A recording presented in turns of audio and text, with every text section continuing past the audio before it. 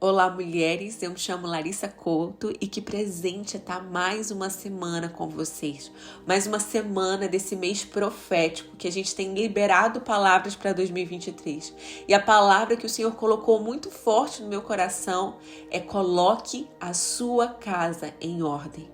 Não entre em 2023 pensando em 1000 metas, sem entender que a sua principal meta é colocar a sua casa em ordem. A minha oração é que sejamos despertas para fazermos o que fomos criadas para fazer. Que não sejamos negligentes com aquilo que Deus confiou somente a nós, em troca das coisas que também são boas, também são de Deus, mas que não são só nossas. Tem algo que só você pode fazer. O lugar que Deus te confiou e é só seu é dentro do seu lar. Às vezes a gente fica almejando grandes lugares, grandes coisas, fazendo grandes metas, quando a maior meta que podemos alcançar é colocar a nossa casa em ordem. Quantas vezes a gente deixa de priorizar o que é importante por causa das urgências da vida? E pouco a pouco a gente vai perdendo de vista o propósito da nossa criação.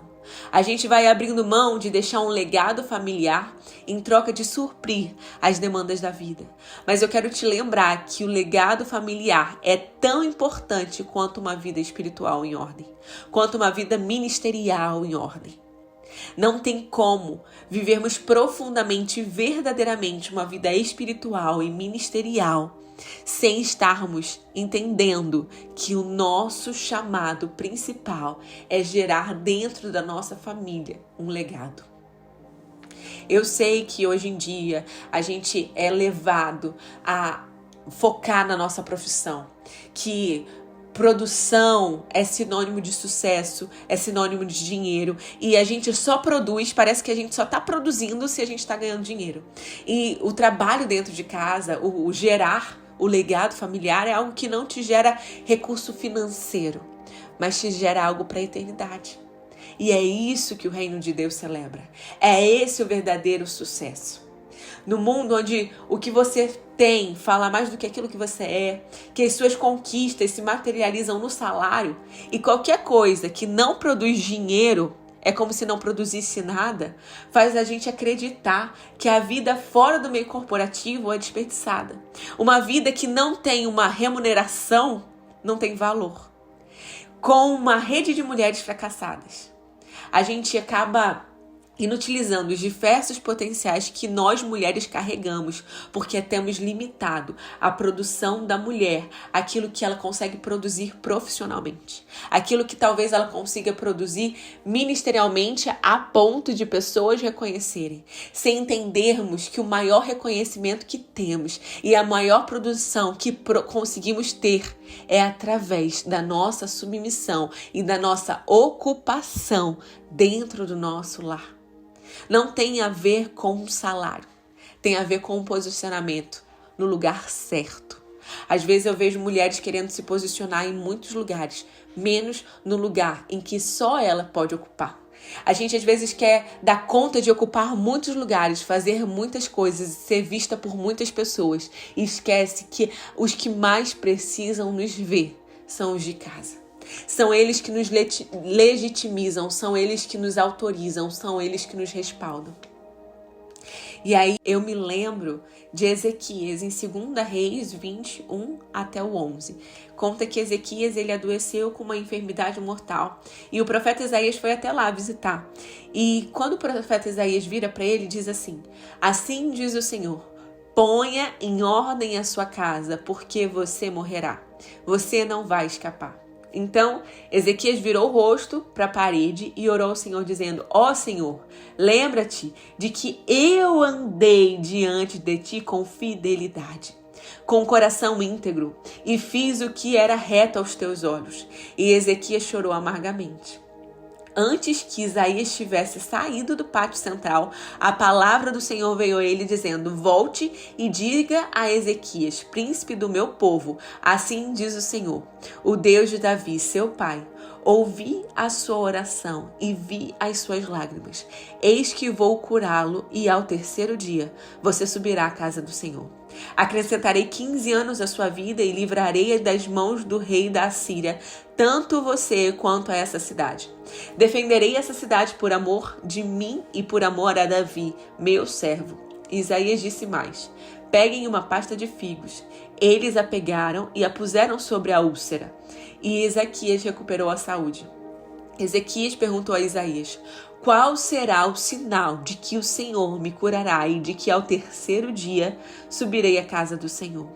Isaías respondeu: este é o sinal que você receberá do Senhor, para indicar que ele cumprirá o que prometeu. Você quer que a sombra se adiante 10 graus ou que retroceda 10 graus? Ezequias respondeu: é fácil adiantar 10 graus, mas que não seja assim. Pelo contrário, que ela retroceda 10 graus. Então o profeta Isaías clamou ao Senhor, e ele fez retroceder 10 graus a sombra lançada pelo sol, declinante no relógio de Acais. É interessante, gente, que quando Deus manda Ezequias arrumar a casa, não tem a ver com o funcionamento da casa. Ezequias era rei, então não faltavam pessoas para organizar a casa dele. Tinha gente para limpar, tinha gente para organizar, tinha gente para fazer todas as coisas. E também não tem a ver com se endireitar, com uma falta de posicionamento em Deus, porque a Bíblia mostra que a vida dele espiritual era exemplar. Tanto que ele tem a audácia de falar para Deus: Deus, o Senhor conhece, sabe que eu fui fiel a você. Sabe que a minha conduta foi fiel. E a Bíblia diz que também que não teve um rei em Judá, nem antes, nem depois, que se dispôs a buscar o Senhor tanto quanto ele fez. Ele serviu a Deus a ponto de promover um grande movimento de arrependimento para Deus no seu tempo. Ou seja, o ministério de Ezequias também estava em ordem. O ponto que Ezequias precisava pôr em ordem era aquilo que só ele podia fazer. Só ele podia colocar em ordem a sua casa. E quando diz casa, está falando sobre família. Às vezes a gente acha que Deus quer que a gente dobre, arrume, passe, cozinhe, mas eu preciso que você se lembre, que você entenda que ser do lar é infinitamente mais do que fazer comida, do que arrumar a casa, do que passar roupa. Isso qualquer ajudante doméstica pode fazer. O seu chamado como mulher para ser do lar é fazer com que a sua casa não seja apenas uma casa, mas um lar. É edificá-lo não com uma decoração, não com um bom perfume, não com um cheiro de comida gostosa, mas com orações. É perfumá-la com o aroma do céu. É preenchê-la com sentimentos do alto. Tornar um lugar de paz, de refrigério, onde as pessoas entrem e sintam a presença do Senhor. É você entender que você foi chamada para viver o ministério a partir do seu lar. O chamado para você cuidar dos seus filhos não é um peso. É o trabalho mais importante. Honrar o seu marido, ser submissa ao seu marido, não é uma diminuição, é elevar o seu coração ao lugar que Deus te criou para estar. Às vezes a gente esquece que ser do lar é ter a responsabilidade de manter alicerçado na palavra do Senhor o seu casamento antes de qualquer coisa. Que a educação dos seus filhos está nas suas mãos e não deve jamais ser terceirizada. Essa responsabilidade é sua. Ser do lar é entender que nenhuma outra mulher pode fazer o que você deve fazer. Só você pode ser a mãe dos seus filhos, só você pode ser a esposa do seu marido. E por isso você precisa se dedicar a isso antes de qualquer coisa. Ser do lar não vai te impedir de ser uma boa profissional, não vai te impedir de ser uma líder, não vai te anular. Pelo contrário, ser do lar te coloca em uma posição de honra, de privilégio. Ser do lar é entender que no seu lar está o seu principal ministério. Ser do lar é entender que todos os holofotes do céu estão sobre você e celebrando o seu posicionamento. Às vezes a gente quer aplauso de um monte de gente que não entende o nosso propósito. E a gente se perde na nossa essência para querer agradar e impressionar pessoas que também não conhecem o próprio propósito. Ser do lar, mulheres, é cuidar das vidas mais preciosas que Deus podia te dar, o seu marido e os seus filhos. A gente precisa ocupar esse lugar. Ser do lar é um chamado para todas as mulheres de Deus. Para cumprir o nosso propósito como mulher, é preciso entender o Deus do propósito. Infelizmente, a gente tem estado mais interessada no nosso próprio interesse, no nosso próprio propósito. E acabamos perdendo o privilégio de fazer aquilo que fomos chamadas para fazer.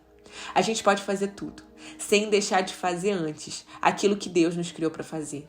Ser do lar é uma bênção, mulheres. É uma responsabilidade que só mulheres de verdade podem ocupar. Não abra mão de deixar um legado familiar.